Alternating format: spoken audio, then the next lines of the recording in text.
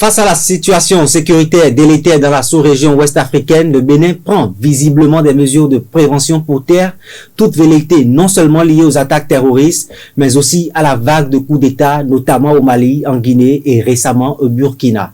Mercredi 2 janvier dernier, le président a rencontré l'ensemble des présidents des institutions pour partager avec eux certaines informations. À quoi répond concrètement cette rencontre? Quelle est la position des forces de l'opposition qui pensent que le pouvoir en place fait une mauvaise gestion à la tête de l'État? Bonjour à tous et bienvenue dans ce face-à-face qui reçoit deux acteurs politiques. D'abord, Emmanuel Dimitri Adanko, membre fondateur du Bloc républicain. Emmanuel Dimitri Adanko, bonjour et merci d'avoir accepté notre invitation. Bonjour, chef. Face à lui, Habib Arandessi, acteur politique et membre de l'opposition. Habib Arandessi, bonjour et merci également d'avoir accepté l'invitation sur BNews. Merci, bonjour Paul, bonjour Dimitri. Je reste avec vous, vous avez suivi l'actualité sécuritaire qui prévaut actuellement dans la sous-région. Je veux parler du Burkina, je veux parler du Mali, du Sénégal et les autres pays du Sahel. Le Bénin a également été attaqué par les terroristes depuis le mois de novembre 2021.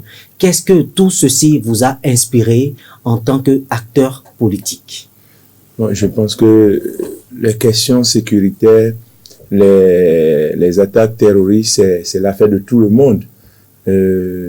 Et ça mérite une certaine solidarité nationale. Donc c'est tout à fait normal que le gouvernement, sinon les gouvernements de ces pays s'empressent à prendre des mesures quand même radicales pour répondre à ce problème. Donc je pense que on doit encore aller plus loin, on doit impliquer un peu la population dans cette affaire puisque c'est elle qui subit très souvent les actes de ces attaques. Vous avez certainement appris que dans certaines régions du Nord, des populations étaient obligées de se déplacer.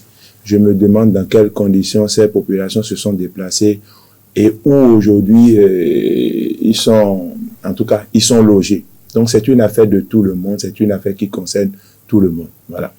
Emmanuel Dimitri Adanko, vous autres, vous êtes d'un parti qui soutient les actions du chef de l'État. La question liée au terrorisme ne date pas d'aujourd'hui. Il y a eu plusieurs années où on a vu ces terroristes-là quand même s'en prendre à des populations, notamment dans la sous-région, au Mali et dans les autres pays. Qu'est-ce qui a fait que le Bénin a attendu d'être frappé avant de réagir face au phénomène? C'est comme si vous dites, comment se fait-il que dans une maison paisible que l'on a construit depuis 30, 50 ans, dans un quartier de Calavi, où les enfants, la famille et les grands-parents, les parents vivent à l'aise, comment se fait-il qu'une nuit, il y ait cambriolage? Comment se fait-il qu'une nuit, il y a eu tapage dans la maison, il y a eu des jets de pierre? C'est la vie normale, c'est le cours normal des choses. On devait s'attendre à ça. On sait que l'on fasse bien ou que l'on fasse mal, le djihadisme, le terrorisme, souvent sans motif. Ça peut vous frapper à tout moment. C'est la capacité pour le gouvernement, la capacité pour les dirigeants de faire face à ce fléau que nous devons maintenant regarder en face avec beaucoup de solidarité, comme il le dit. Ce n'est pas seulement une affaire d'un régime, ce n'est pas une affaire d'un chef d'État, ce n'est pas une affaire de politique, c'est une affaire de tous. Nous devons veiller au grain, nous devons nous surveiller davantage. L'État doit prendre davantage, beaucoup de précautions. Mais je voudrais insister que nous continuons d'être dans un pays normal, avec un régime normal, dirigé par un président normal. Et que les choses que nous voyons de temps à autre sont les choses qui sont inhérentes à la vie humaine. Tout ça est gérable. Habib Arandessi, Aimon Dimitri Agambo pense que nous sommes dans un Bénin dirigé par un président normal et que tout va normalement. Est-ce la même lecture que vous faites? Vous connaissez un peu ma position par rapport à la gestion du pouvoir. C'est trop dit de dire que nous sommes dans un état normal et que, bref, bon, quand on dit qu'un état est normal, ça veut dire que tout va normalement bien. Par rapport à la question du terrorisme, je reviens à ça. Je pense que je ne vais pas jeter la pierre au gouvernement, même si on a tellement galvaudé le contenu du terrorisme qu'aujourd'hui, lorsque le vrai terrorisme est là, on se perd parfois dans l'utilisation des expressions. Parce que vous savez qu'en République du Bénin, les opposants sont considérés comme des terroristes. Et beaucoup sont en prison aujourd'hui du fait du terrorisme. Voilà la vraie réalité, c'est-à-dire le vrai terrorisme est là. Et je pense que si on n'a pas été éprouvé jusqu'à présent, bon, par ces attaques, je vais défendre un peu le gouvernement. Je serai un peu objectif. Moi, ça m'a toujours paru... C'est-à-dire qu'avant, vous ne l'étiez pas? Non. Écoutez, je vais être un peu objectif dans ce dossier. Je pense que le gouvernement a fait un grand travail en gardant notre pays hors de ces attaques jusqu'en novembre dernier. Oui. Donc, moi, je me suis toujours posé la question avant, mais beaucoup de pays sont attaqués. Mais pourquoi nous, notre pays n'est pas attaqué? Certainement, il y a eu des mesures qui ont été prises. Mais malgré ces mesures savaient peut-être à un moment donné insuffisantes pour toujours écarter le danger. Maintenant, le danger est là. Je pense qu'il faut prendre des mesures. Et c'est d'ailleurs pourquoi il y a eu peut-être cette rencontre avec les présidents d'institutions pour renforcer les mesures qui ont été déjà prises. Contrairement à certains qui pensent que aucune mesure n'était prise, moi je pense sincèrement que notre pays a été la cible plusieurs fois de ces attaques, mais ces attaques n'ont pas prospéré. Mais par rapport à cette rencontre, je ne sais pas si on va revenir sur ça, c'est des rencontres périodiques, hein, je pense bien. Mais le cadre me dérange. C'est comme, ça se présente comme une rencontre entre les amis du chef de l'État, entre le chef de l'État et ses amis. D'abord, regardez le cadre. On reçoit les présidents d'institutions chez le président de la République. Non. Respectons un peu nos institutions. Même si on a passé plus de 5 ans à les galvauder, à les embrigader, essayons de respecter. Moi, je serais quand même plus ou moins satisfait si cette rencontre se passait à la présidence, au palais de la République. Nous allons rester dans le fond de ce sujet. Et je vais vous poser la question de savoir que au cours de cette rencontre, il y a eu, avant cette rencontre, j'allais dire, une autre rencontre où le président est allé échanger avec ses homologues ivoiriens et sénégalais.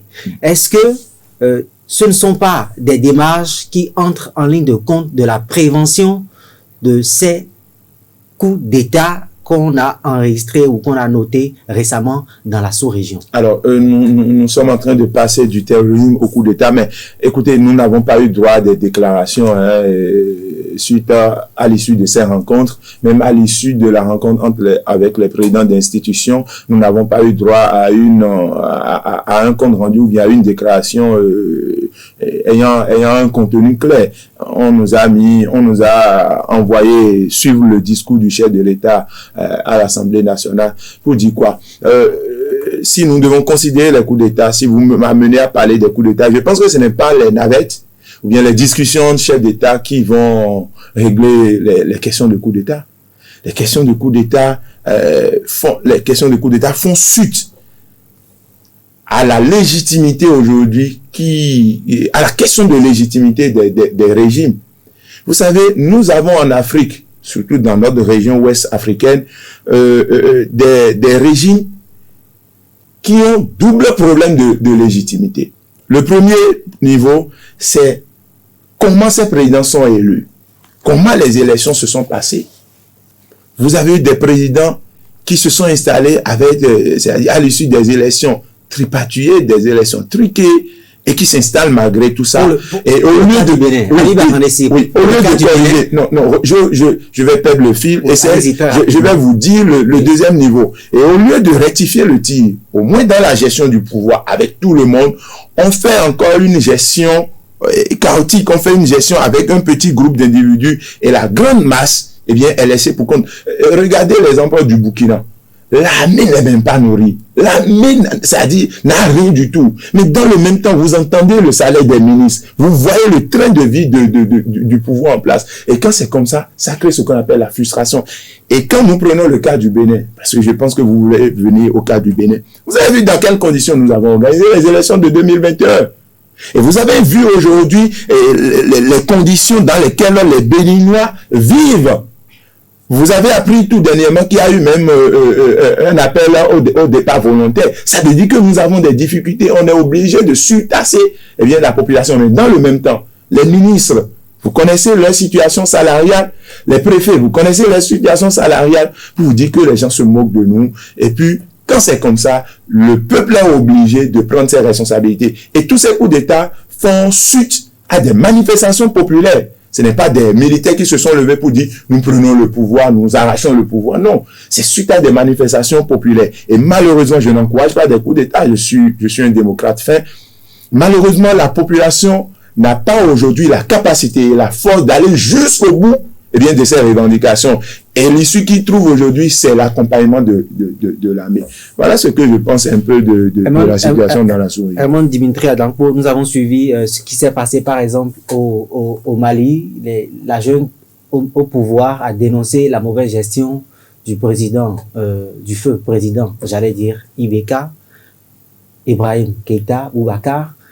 Tout à l'heure, Habib Arondessi a évoqué le traitement qui est réservé aux acteurs politiques et celui réservé aux populations quant aux craintes qu'elles émettent très souvent. Est-ce que ce n'est pas de l'amalgame que de faire cette comparaison? Quand on veut être lucide et complètement objectif, on doit se rendre compte aujourd'hui que tous les pays du monde sont en difficulté. Je pèse mes mots. Tous les pays du monde. Vous connaissez les gilets jaunes. En France? Voilà. Vous connaissez la question du soulèvement aux États-Unis. Tout à fait. Où on a failli envahir le palais présidentiel, où on a tenté de l'envahir. Mais il n'y a pas eu coup d'État. Ni aux États-Unis, ni en France. Je ne connais pas le peuple africain, les populations africaines, aujourd'hui où il n'y a pas de difficulté. Je ne connais pas un seul peuple sur la terre où il n'y a pas de difficulté, où il n'y a pas de questions de graissement de dents, où il n'y a pas de condamnation par rapport à la gestion du pouvoir, par rapport à la gestion des populations. Mais les difficultés sont inhérentes à la vie humaine. Voilà, par rapport à la gouvernance. Ça ne date pas d'aujourd'hui. Donc quand on veut justifier cela par le coup d'État, ça me fait sourire. Les militaires ont été formés pour diriger l'armée. Les militaires ont été formés pour sécuriser les populations. Les militaires n'ont pas été formés pour gouverner un pays.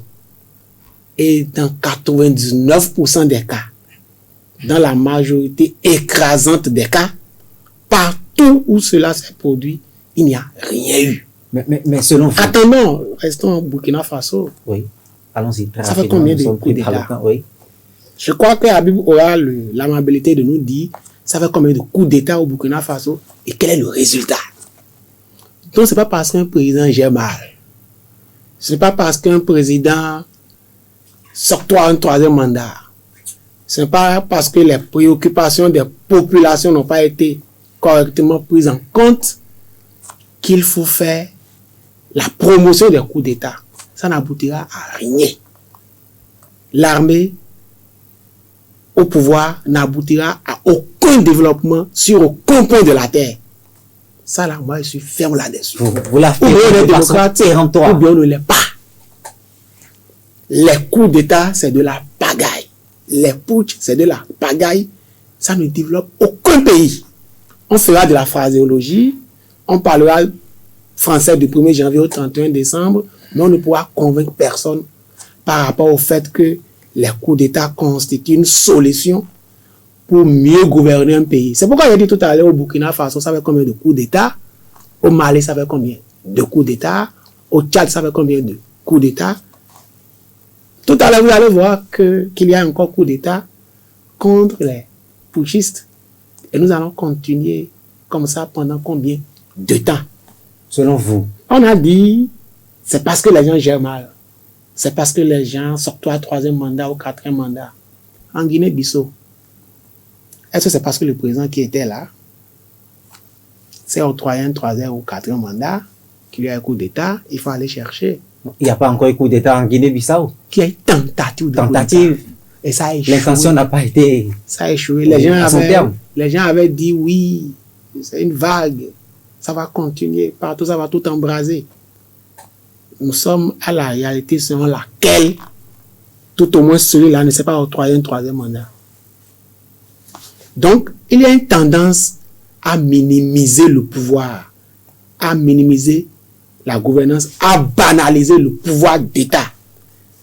Nous avons opté pour la démocratie et nous disons l'armée dans les casernes, la gestion de l'État au civil. Herman Dimitri Adampo, qu'est-ce qui amène les militaires à sortir de leur caserne et à s'en prendre aux dirigeants, surtout quand, dans ces pays, les populations ne cessent d'émettre des critiques, ne cessent d'émettre des plaintes, des besoins qui,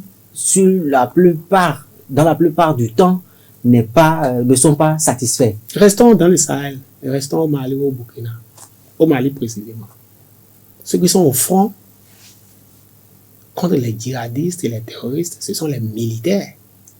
C'est l'armée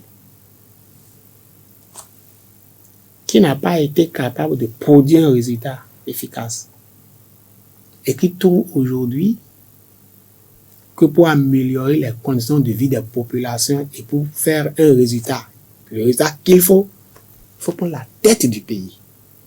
Je veux espérer que dans quelques semaines, dans quelques mois, dans quelques années, le djihadisme, le terrorisme va disparaître du Mali du fait que les militaires ont pris la tête des États. Ce ne serait pas ainsi. Les populations ont leurs problèmes. Les gouvernants ont leurs défaillances. Je dis et je répète que la solution ne se situe pas dans les putschs. Les putschs vont aggraver les choses. C'est comme quand un médecin vous soigne et vous dites qu'il vous soigne mal. Lui, il est médecin. Vous êtes menuisier, vous vous fâchez, puisqu'il soigne mal, vous entrez dans le bloc opératoire et vous dites que vous-même, vous voulez opérer le malade parce que le médecin est inefficace. C'est ça mon problème. Le médecin a pour rôle, a appris le métier de guérir les malades.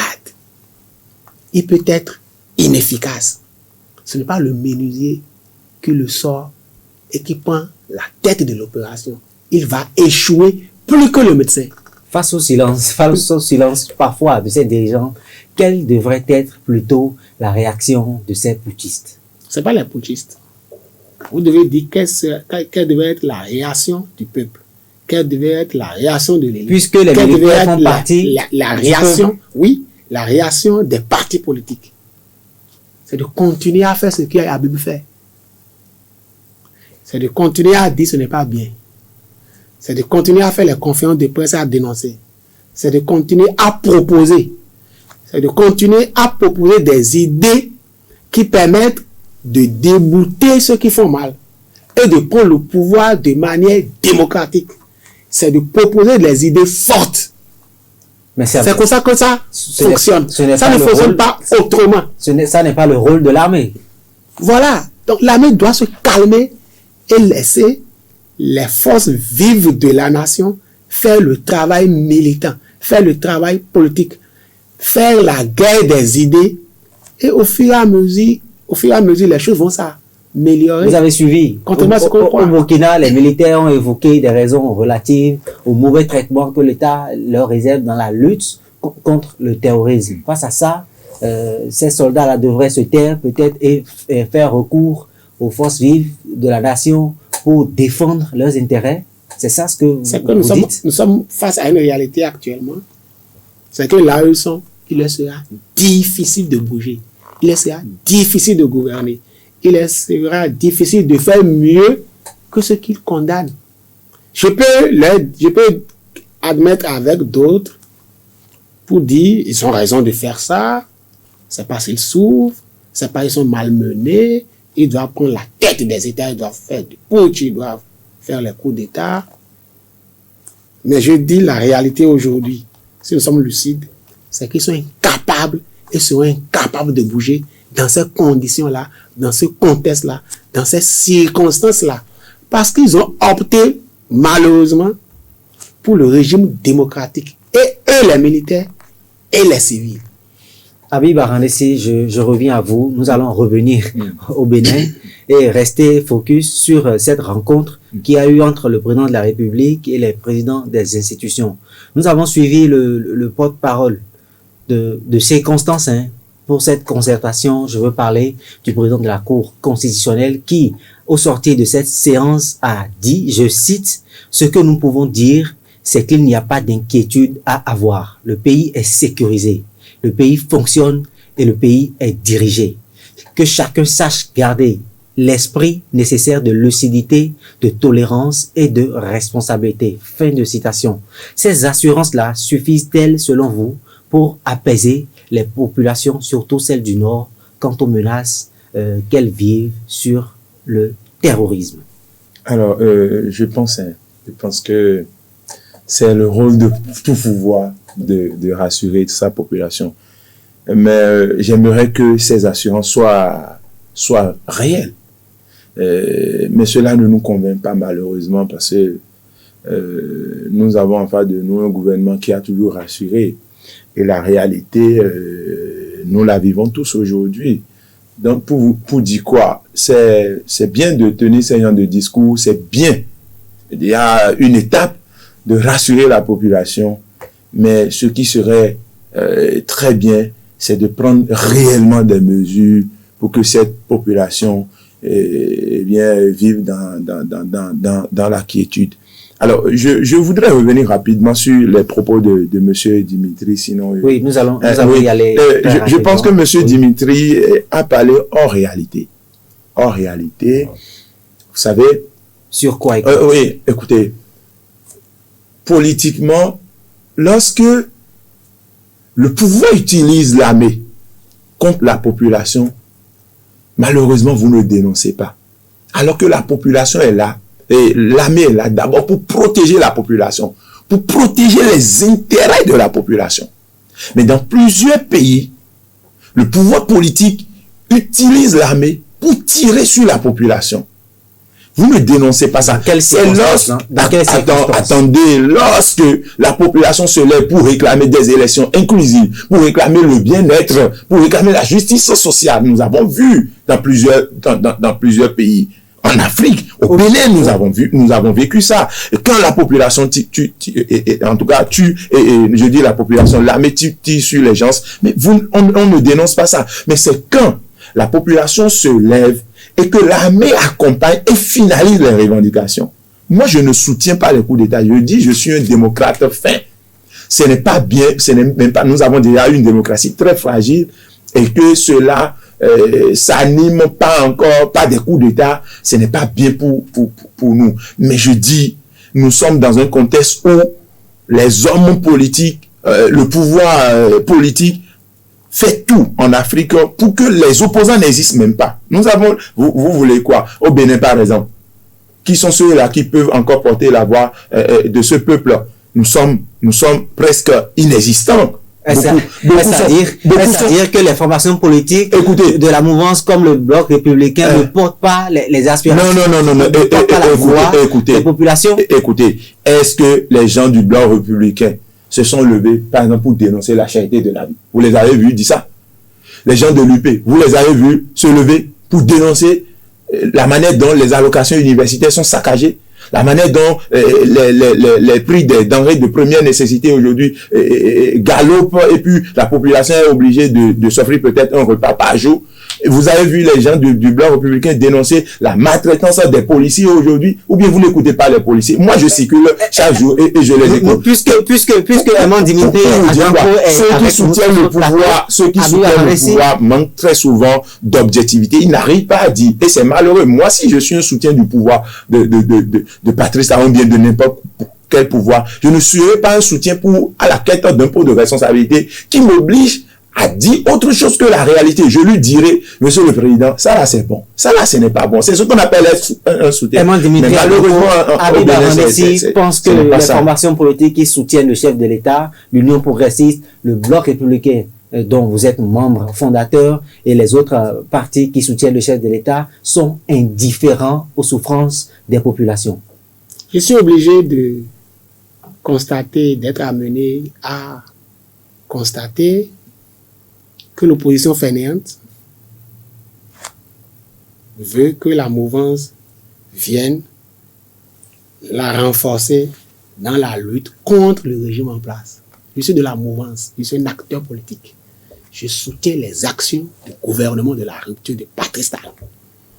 Donc vous n'êtes pas là pour le peuple. En face de moi, j'ai Habib qui soutient les actions de l'opposition et qui parle ce soir avec beaucoup de liberté, avec beaucoup de verve, avec beaucoup d'enthousiasme, et qui dans le même temps dit qu'on empêche l'opposition de s'exprimer. Il s'exprimera et il rentrera chez lui. Dès qu'il s'exprimera dans les règles de l'art, sans tomber sous le coup de la loi, il rentrera chez lui. Et c'est ce qui va se passer ce soir.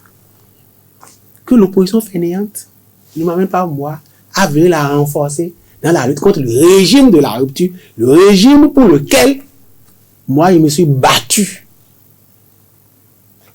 le régime pour lequel j'ai trimé, j'ai trinqué pour son avènement.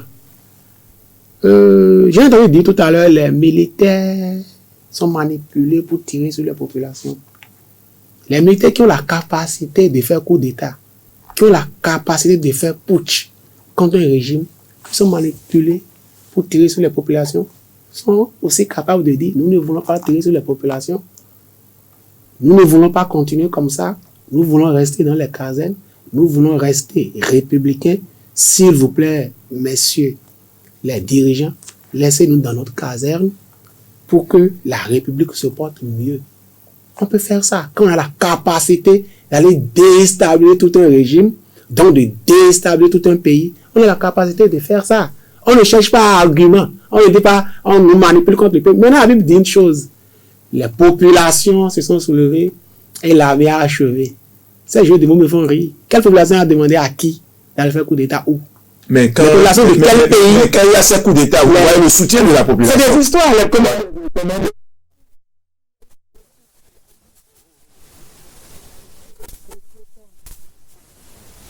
Un président déchu remonte au pouvoir. Vous verrez des centaines de milliers de populations applaudir. C'est la même chose. Chacun a son camp. Aujourd'hui, forcément manipulé. On est capable de que nous avons vu. Donc c'est les militaires qui ont donné de l'argent à les partisans du régime. Oui. De Ouattara par exemple en Côte d'Ivoire. Oui. Sont là. Ce sont des centaines de milliers. Oui. Les partisans de Gbagbo sont là. Ce sont des centaines de milliers. Aucun des deux ne pose le coup d'État.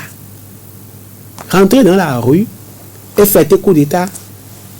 10 000, 20 000, 30 000 personnes peuvent dire, bon, on est content.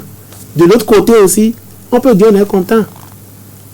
On ne tient pas compte de ça pour dire le peuple ivoirien, le peuple tchadien, le peuple burkinabé est d'accord pour le coup d'État. Ces populations qui sont dans les rues, ce sont les partisans du peuple, oui, de ces pays-là. Oui, une partie. Si vous tuez aujourd'hui à Calavi, vous pouvez couper la tête d'un enfant. Il y a des gens qui vont vous soutenir. Il y a des gens qui vont dire ce n'est pas bien. C'est pas pour ça qu'il faut dire le peuple de Calavi soutient Paul facile à couper la tête à un enfant. C'est des histoires à dormir debout.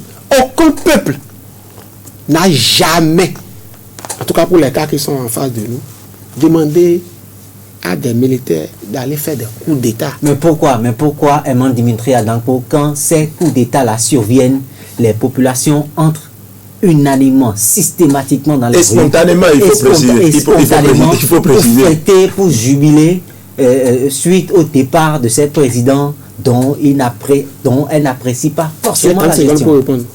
Allez-y. Je dis, les populations dont vous parlez là, j'ai dit si demain, celui qui a été déchu reprend le pouvoir, les populations sortiront spontanément pour applaudir. Est-ce qu'à partir de là, il faut dire que le peuple soutient les coups d'État? Je dis non. Il y a une partie. Ouais. Il y a les parties. Aujourd'hui, l'on ne souhaite pas. Elle a été très sage par rapport à ça. Si l'opposition béninoise fait coup d'État, les Habibs seront dans les rues et diront le peuple. Et nous, sera calme. L'opposition ne peut pas faire coup d'État. Je viens. On ne fait pas coup d'État. Je viens. J'ai dit, vous avez été sage. Et vous n'êtes pas dans la logique de coup d'État. Ça me rend heureux. C'est un bonheur pour moi d'entendre ça. Je dis, si ça se passait, pas extraordinaire, vous serez dans la rue à applaudir, à dire très bien, le peuple en a marre. Et nous, sera calme parce que vous avez l'armée. Le lendemain, si nous, notre chef reprend la main, nous irons dans la rue et nous dirons, c'est extraordinaire. Et vous direz, le peuple béninois vient de rétablir talent. Je dis, c'est faux. Aucun peuple ne demande à un putschiste de déstabiliser son régime. Ici, Emman Dimitri Adanko, nous allons évoluer dans cette émission et aborder une toute dernière question avant même de sortir donc de l'émission. Les élections législatives pointent à l'horizon 2023. Toutes les formations politiques, en tout cas celles qui sont en règle vis-à-vis des tests qui régissent l'animation de la vie publique au Bénin, participeront à ce scrutin. Habib Aranesi, vous autres, vous êtes de l'opposition. Quelles sont les dispositions qui sont en train d'être prises de du côté de l'opposition pour participer à ce scrutin? Aucune disposition. Pourquoi? L'opposition va-t-elle faire la politique de la chaise vide? Écoutez. Je pense que nous sommes dans un contexte. J'ai remarqué malheureusement que les journalistes posent des questions, ces genres de questions hors contexte. Pourquoi hors contexte? Écoutez, je pense que tout à l'heure, vous m'avez présenté comme acteur politique de l'opposition. Si je disais que je suis militant de l'USF, vous allez me dire que l'USF n'est pas enregistré, donc n'est pas un parti politique au Bénin. Et ça, c'est mon parti politique. J'irai aux élections dans quel contexte? Joël Aïvor, les Rekia Madougou, tous ceux-là sont en prison, beaucoup sont en exil. Qui sont ceux qui veulent aller aux élections? L'opposition fabriquée de toutes pièces, qui aujourd'hui connaît également des difficultés, où des élus démissionnent à foison, des démissions collectives pour rejoindre le blanc républicain, une anomalie idéologique, des gens qui se réclament de démocrates ou bien de la gauche, des gauchistes qui vont après se rallier aux bières des anomalies du genre. Nous sommes dans quel contexte? Il y aura élection législative peut-être en 2023, mais entre les amis de Patrice Talon, BR ira aux élections, UP ira aux élections. Qui sont ceux qui iront aux élections encore? Dans quel contexte? Il y a un problème politique où aujourd'hui presque toute l'opposition est muselée. Les gens me disent que je peux sortir, je vais finir cette émission et sortir d'ici. Si je ne tombe pas sur le coup de la loi, qu'est-ce qu'on appelle coup de la loi?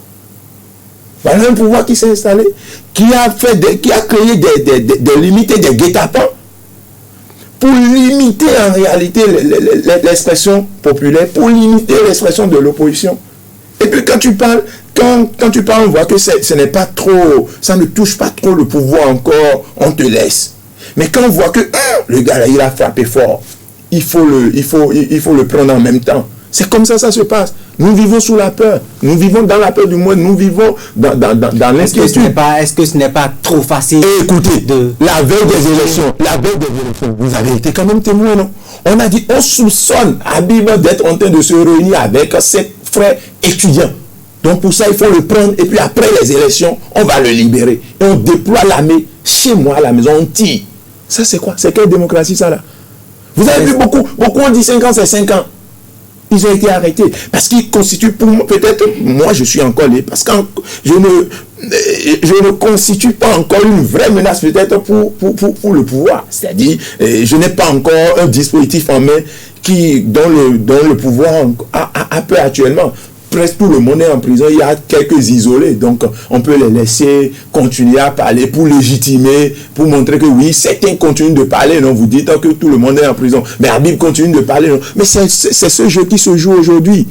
Donc, ne demandez pas à l'opposition, en tout cas l'opposition à laquelle moi j'appartiens. Et M. Dimitri parlait tout à l'heure, pour finir, que nous demandons à la mouvance de venir renforcer l'opposition. Je ne vais pas utiliser l'opposition fainéante. Non, mais une vraie mouvance, moi j'ai toujours dit, une vraie mouvance, c'est cette mouvance qui est objective. Vous traitez, nous autres, des gens qui font quoi? Qui disent tout est mauvais. Quelqu'un comme Habib m'a dit que je peins tout en noir. J'ai reconnu sur ce plateau des avancées, des mesures. Mais dans le même temps, vous qui êtes de la mouvance, vous n'avez pas le courage, la capacité de dire actuellement le peuple a des difficultés à répondre, ne serait-ce qu'aux besoins quotidiens. Vous n'avez pas cette capacité. On ne vous demande pas de renforcer l'opposition, on vous demande tout simplement de prendre parti pour le peuple. C'est tout ça, c'est tout simplement ce qu'on vous dit. Beaucoup ont supporté le pouvoir, bien peut-être mieux que vous, M. Dimitri. J'ai fait le pouvoir comme vous. J'ai supporté Patrice Talon. J'ai fait le tour des amphithéâtres. Et vous n'avez jamais cessé de voir des gens qui m'écrivent ça dans les commentaires. Dans ce pays, c'est pas toi. Mais pourquoi je ne soutiens pas Patrice Talon aujourd'hui? Parce que je suis épris d'une certaine valeur qui ne me permet pas en réalité, ces valeurs qui ne me permettent du moins pas en réalité de supporter un pouvoir du genre. Adjama fait le pouvoir. Il y a beaucoup qui ont fait le pouvoir qui se sont nous sommes pris. Pour dire quoi? L'opposition aujourd'hui, en tout cas, moi, je finis en 2 secondes pour dire, en tout cas, nous, on estime que les conditions ne sont pas réunies pour nous d'aller à une élection législative, à moins qu'on joue au jeu de la ruse pour rejoindre peut-être les blocs espérant être positionnés ou bien rejoindre les oppositions fabriquées de toutes pièces qui connaissent également des difficultés pour être positionnés. Mais moi, je ne suis pas pressé pour le pouvoir. Je vais continuer à défendre ma position lorsque le moment viendra où tout sera quand même. Nous serons dans un contexte normal où l'opposition a la capacité de déployer ses armes, ainsi que la mouvance. On ira tous aux élections, on verra qui est fort. Dimitri Dampo, Habib Aranessi pense que les conditions ne sont pas réunies pour une participation beaucoup plus ouverte aux législatives prochaines. Et donc, l'opposition à laquelle il appartient ne va pas participer au scrutin. Je suis sur 700 groupes WhatsApp et sur près de 600 groupes Facebook. Et j'ai dit à partir d'hier que les discussions oiseuses vont devoir prendre fin. Parce que je dois aller sur le terrain pour soutenir mon régime. Parce que les élections législatives approchent. Demain, je vais produire un test pour demander à toutes les rupturiennes et à tous les rupturiens de se mobiliser pour gagner les législatives. Si l'opposition ne veut pas aller aux élections législatives, je m'en fous. Je vais aux élections législatives, je monte sur le terrain pour rafler allez-y. Le nombre de députés possible pour que mon régime continue à appliquer ça. Le programme d'action du gouvernement de 2021-2026. Habib a le droit de ne pas participer aux élections. C'est leur affaire. Autre chose, j'ai dit Habib va sortir d'ici tout à l'heure libre. Il aurait pensé ce qu'il veut du gouvernement actuel. Il rentrera chez lui. Je ne connais pas quelqu'un en prison aujourd'hui qui soit si talentueux dans l'opposition autant que candidat Zanaï. Je n'en connais pas qui soit si brillant, qui ait combattu autant que Habib. Je n'en connais pas qui soit si talentueux, si brillant, si combatif que vous n'étiez. Ils sont libres. S'il y a des gens en prison, j'ai fait le violon. Je n'ai pas fait la prison. J'en ai fait plusieurs fois. Parce que j'ai porté du rouge. On n'a rien brûlé, nous. On n'a pas fait la promotion de coup d'État. Il y a eu des députés menottés. Il y a eu des personnalités qui ont disparu. Il y a eu des gens, par la malaria de la voiture, qui ont pris par le Nigeria, qui sont partis, qui sont redevenus présidents de la République. Vous voulez faire le combat ou vous ne voulez pas le faire? Je dis, j'insiste, je suis mouvancier, je n'apporte pas de l'eau mouillée d'Habib. J'ai fait l'opposition, le nombre d'années que j'ai fait dans l'opposition, Habib n'a pas encore fait le quart. Non, vous ne pouvez pas dire des trucs. C'est moi qui ai la parole.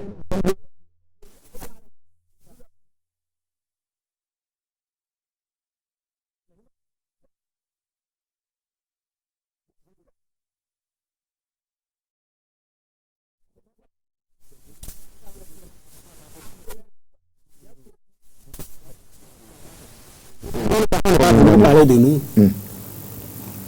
Peut-être que la taille, la corpulence perturbe Habib. Et j'ai produit un livre sur mon combat. Parce que les Bénins ne te reconnaîtront rien comme il réagit là. J'ai chassé ma truc recours du pouvoir adolescent, branchage en mai en 89. Tu as avec quel âge? Non, attends! Quand vous criez, il faut freiner!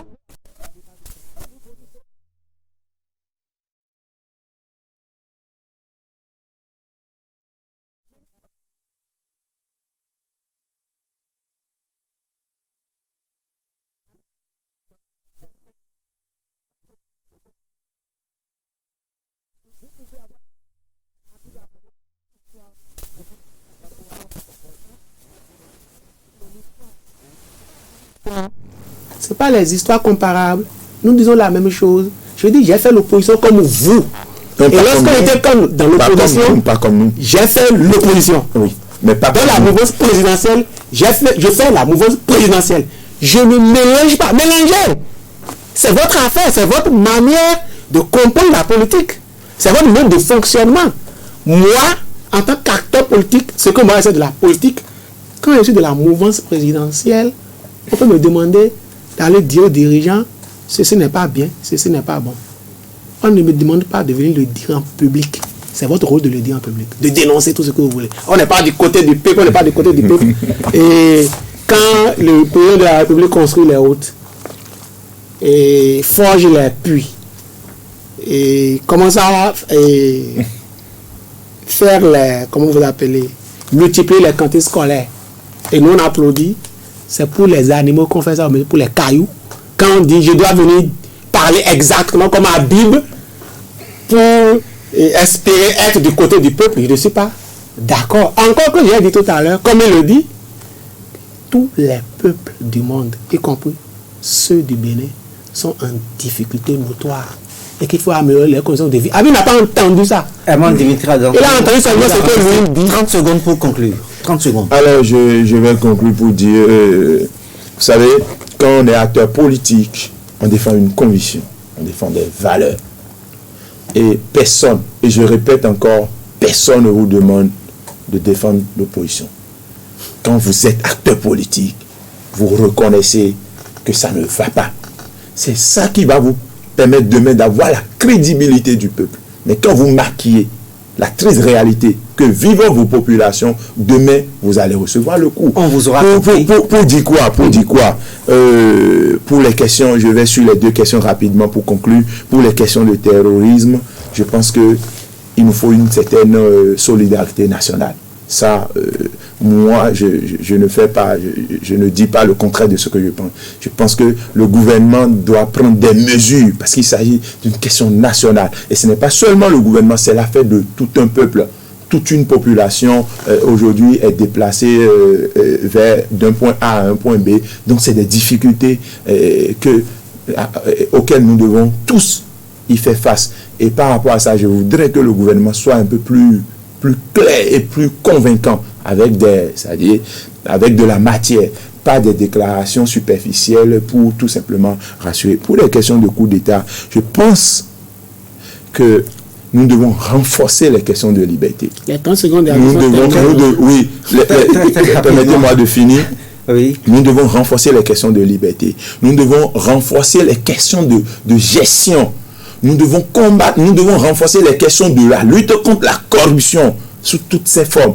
Et nous devons comprendre que les dirigeants sont là pour le peuple et non pour eux-mêmes. On vous aura compris. Réduire un peu le train de nos dirigeants. Merci pour votre participation à ce plateau. Vous avez fait ce face-à-face avec Herman Dimitri Adanko, qui, je rappelle, est membre fondateur du parti Bloc républicain. Vous autres, vous êtes de l'opposition, notamment président du mouvement socialiste révolutionnaire. Amis internautes, nous sommes à la fin de cette émission. Merci de nous avoir suivis et à bientôt pour un autre numéro de cette émission.